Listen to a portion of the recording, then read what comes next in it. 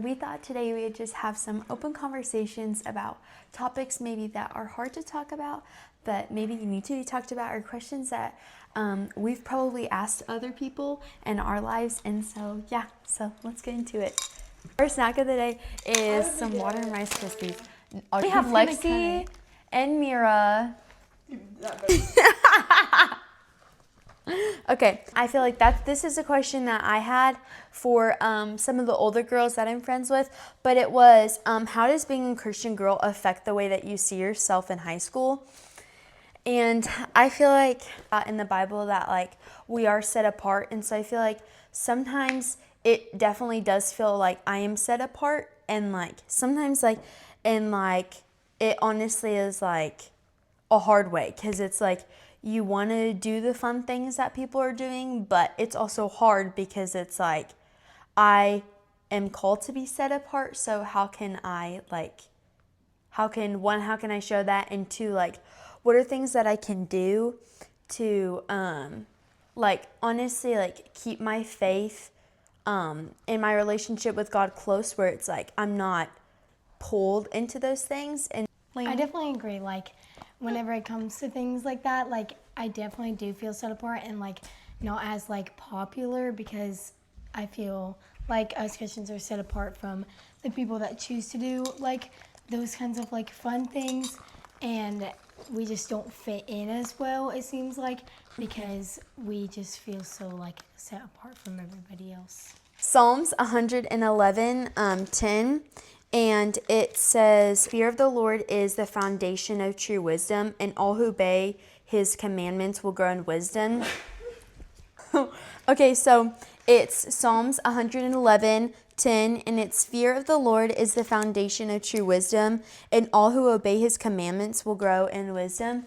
And this verse really makes me think about how, in high school, talk about like worldly things, and it makes me think about how at school, especially we're at public school, so we're very much like kind of like in the middle of the storm of these worldly things, and how we have to like continue to pursue the Lord, because if we don't, it truly is going to pull us into the most worldly things, because they're all around us. So it's easy to be pulled into things or go do things.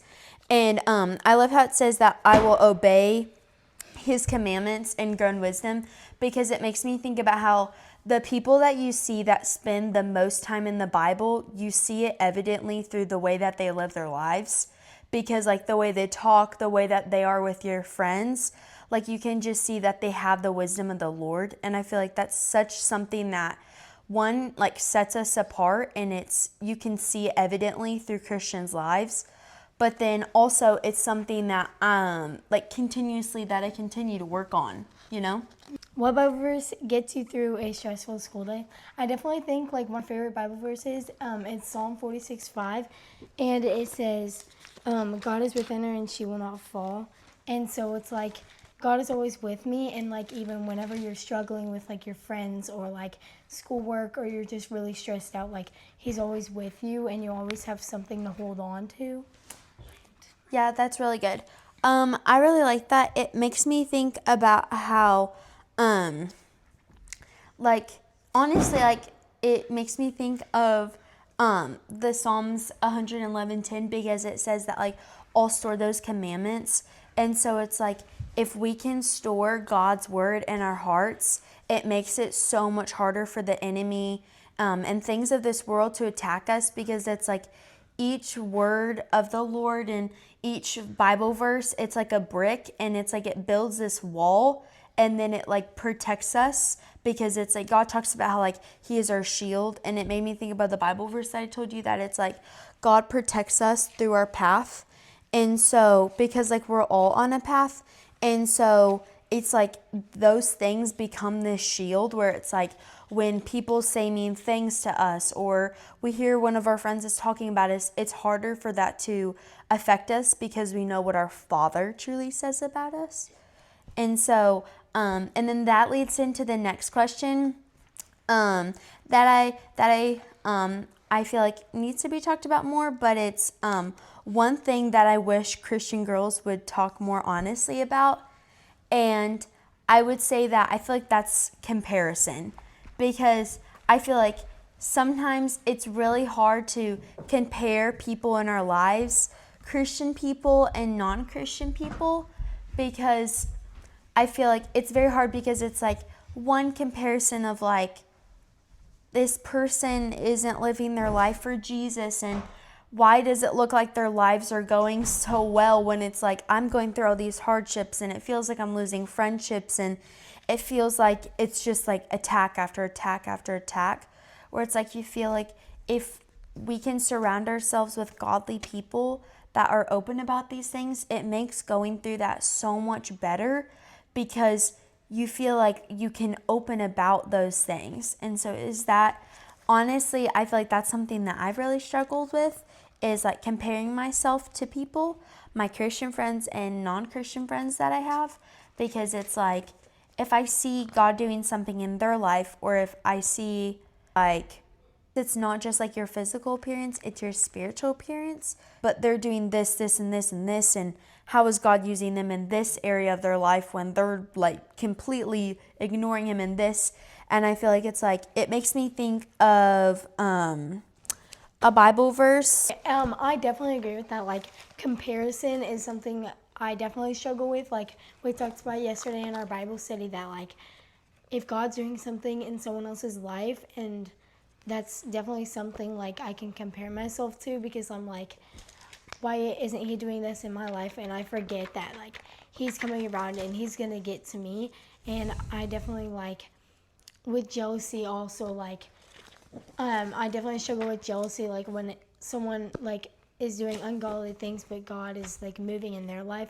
But I just need to think like maybe God's like going to them because they need him more right now. Yeah, I think that's really good, because it's like that person at that time might need him so much more than we do, because we already know him and are close with him. And so it's like, it's kind of like, sorry guys, okay, so I found the Bible verse that I feel like really went with this, and it's Romans 12:6, and it says, in his grace God has given us different gifts for doing certain things well. So if God has given you the ability of prophecy, speak out with as much faith as God has given you. If your gift is serving others, serve them well. If you are a teacher, teach well. If your gift is to encourage others, be encouraging. If it is the gift of giving generously, if God has given you leadership ability, take responsibility seriously. And if you have a gift for showing kindness to other people, do it gladly. And then that's Romans 12:6 through 8. And that really makes me think about how God has equipped us with different skills for different parts of the kingdom that he's using us in. Because I think about how like you have such like a kindness and encouragement about yourself, and I feel like that presence that you carry is very much reflecting on other people, because I see it reflecting to me, because it's like, oh, I want to go encourage that person. Or like if you talk to people, like they associate you with such a kindness and encouragement, and I feel like that is so like that's such a fruit of the Spirit. And it's like God has equipped us with very much different skills. Yeah, I definitely agree. Like God gave us so different skills that like it's hard to compare, because it's like not fair for us to compare when God gave us certain skills that other people might be comparing to themselves. Yeah, and then it goes on to say, and it says, don't just pretend to love others, really love them. Hate what is wrong and hold tightly to what is good. Love each other with genuine affection, and take delight in honoring each other. And I love that, because it's like, I don't want to be a fake loving person. It like reminds me of like fake friends, because it's like you feel like they love you because like it makes it seem so real, but it's like social media. It's like it seems so genuine, but like what we don't see is like I don't want to be that kind of person. Someone that shows something and is the other. Because I feel like as Christians, it's like, it makes me, we talked about this in our Bible study yesterday, but it's like the story of the guy that was like, said that he was giving all of his money to the church and giving so generously, but he was taking a part of it to himself and holding on to it. I want more people, if I want more Christians to talk honestly about stuff, I have to be honest about things that I'm going through. So yeah, do you have anything? Yeah, I really agree with that. Yeah, I definitely think that, like, I want to be that genuine friend that, like, loves my friends, but not just says that I love them. Because, yes, that leads into my next question that says, what's something you struggle with that people wouldn't expect from a Christian girl?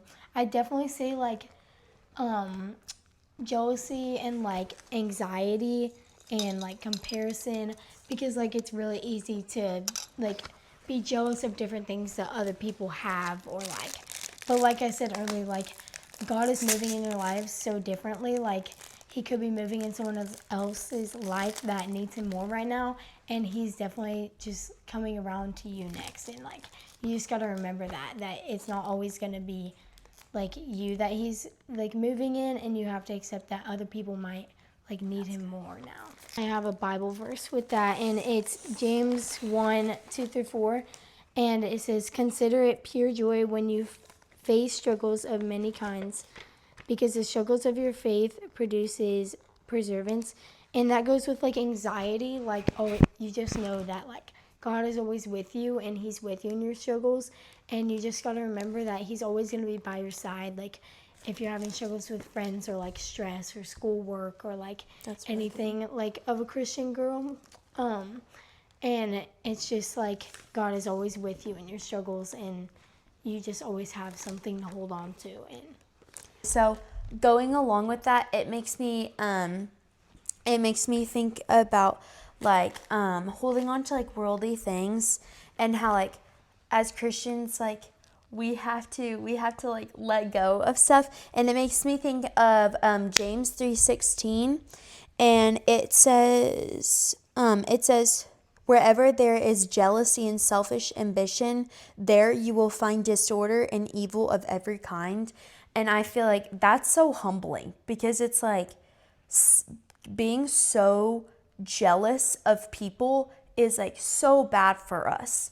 And so it's like, instead of being jealous, I feel like replacing that with like joy and happiness for that person having that. Because like it goes back to like, God has given us so many different gifts, and it's like, why should I be jealous of a gift God has given someone else?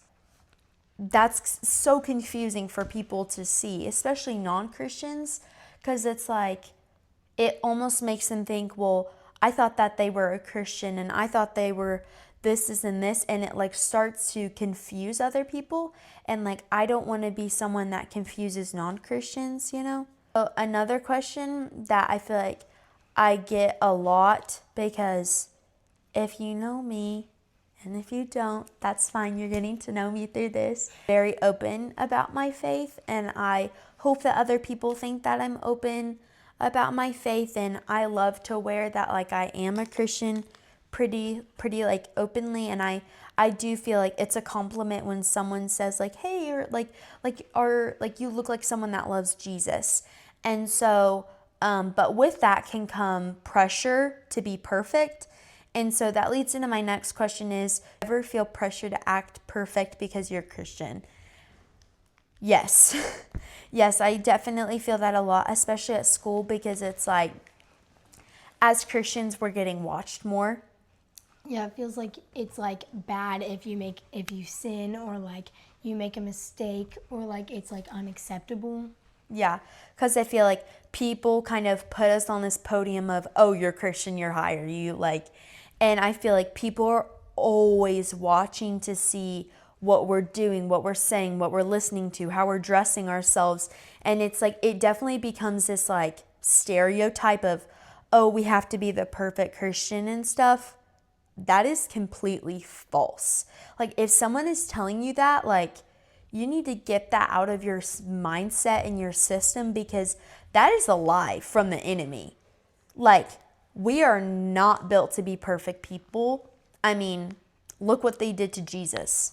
Like, and Jesus was the only person that was perfect. And so I feel like I have to remind myself that, okay, I'm not perfect. Like, I'm going to struggle. I'm going to cry. I'm going to have fear. I'm going to have anxiety. But it's what do you do with that? And how do you let that affect you? Do you let it turn yourself into a fake person of, oh, I have to look like this, and oh, I have to talk like this, and it's like an act. And it's like, I want to be true and genuine. So yeah, I struggle with sin and I struggle with temptations. And it's like, as a Christian, I feel like we have to be open about that too to non-Christians, because it's like, being a Christian is hard. It's even harder than being a non-Christian, because you are wanting to live the commandments of God, and you are wanting to live a set apart life, which it kind of makes it harder, because then it's like you're listening to those worldly things. But it's like, Lainey, when we were talking yesterday, it's like a boombox. Think about it. It's like when we listen to the world, the volume of God goes down because it's drowned out from worldly things, those voices. And when we listen to God, that volume goes down because we're filling ourselves with things that would probably hear the quote, if you eat only on Sundays, it'll starve you. And so that makes me think about how I feel like when I think about pressure, I feel like the more time I spend with God, the less pressure that there is to be perfect, because I realize that I'll never be perfect. And so it's like, instead of trying to be perfect, how can I become more genuine? I open my snack, I'm hungry. Yeah, because like I feel like everyone, like other people see that, like they're like, oh, they don't sin, oh, they don't make mistakes, or like they don't have anxiety because they're Christians. But like that's not the case at all. And like we're like, I definitely have anxiety and jealousy and temptations and like sin and mistakes, and because like we are definitely not perfect. And Another Bible verse that goes with that. It is so much. Kind of on topic, but kind of off topic. But I just felt like I need to say this Bible verse. But it's Psalms 109, 5. And it says, repay evil for good and hatred for my love. Christians are definitely wronged a lot, but that shouldn't stop us from repaying it with love. I want to say this in a way that wouldn't be like offending to the person. But we know a person, and she is not Christian, and she's very strong in not being Christian, and sometimes she gets offensive when like we lead a prayer or I do a devo, and it makes me think about how every time that happens and she kind of lashes out, or she makes like kind of comments or something, things happens, it makes me honestly want to show her more love, because it gives me the opportunity to get to show her that even though she might not believe in the things that we believe in and do the things that we do, that God still loves her, that he still calls her child. I imagine for her that someday she does come to Jesus and she feels loved. She doesn't feel hated. Wait, ready? ASMR.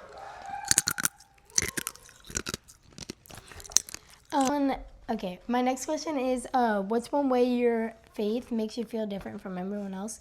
Kind of like how we talked about, like in the first question, like being set apart from everybody else. Like I feel like just the way we talk and the way we act makes me feel different from them, because like just like your actions really show like difference between Christians and non-Christians. Yeah. Because like especially because you don't want to like say you're a Christian, but like I probably shouldn't say that actually. I don't know. No, it's okay. you don't want to say you're a Christian and like talk like a mediocre Christian because you're like strong in your faith, but you show other people actions and you hang around like the wrong kind of people. Yeah, that's good. Hi guys.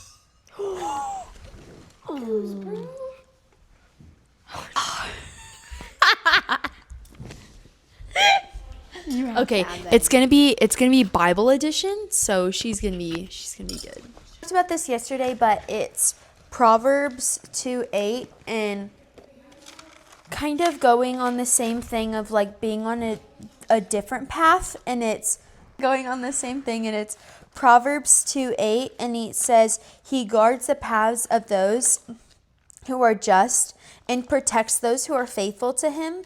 And it makes me think about how like we're all on a path, we're all on a race, and how sometimes it can feel okay. So I think of the analogy of like going on a hike. When we go on a hike, you wear the right clothes, and most importantly, you have good walking shoes. And it makes me think about how, imagine doing a hike barefoot. Your feet are going to get cut up, you're going to get covered in mud, and how it is going to hurt and it's going to be hard, and it might seem at first like, okay, this is easy, but it honestly ends in kind of misery at the end. And that makes me think about how, as non-Christians, that's how life is. It's stepping through life without having shoes, the right shoes, which is like it's walking through life like defenseless. Like there's nothing that's protecting you. And so it's like, it talks about how like God is our light. So it's like, imagine being in the pitch black, walking with no shoes on a hike. It's going to end up not where you think you want to go, not where the end of the trail is. And it's like, as Christians, He is our light. So it's like a flashlight and it's a pair of walking shoes. And it's like, sometimes it can seem like from afar that like these non-Christians look like their lives, like, why are they able to do this? And like, they're not living for God and stuff. But then it's like, where's the path headed? And what are they equipped with to finish that path? Where it's like, as Christians, here's the path. What has God equipped us with, you know? And so it makes me think about how also, which is so cool, is God literally washes us anew. He washes us clean. And so it's like, imagine being in that path and you're probably cut up, you're covered in mud, and God decides to pick you up and wash you and make you clean. And it makes me think of a Bible verse. I need to find it. It's on my Bible app. I'm so sorry that we have to end today's episode. Wait, what am I supposed to say? Oh my gosh. So we had to make this episode wrap up super quickly. I'm Phoebe. I'm Lainey. And thank you so much for coming to our Bible We conversations. really enjoyed speaking with you guys, and we hope that you got some tips for high school Yes. for Christian girls. Yes. And yeah, I think that's what's Ready? up. We clock T. All right. We love you guys Bye, so much. Bye.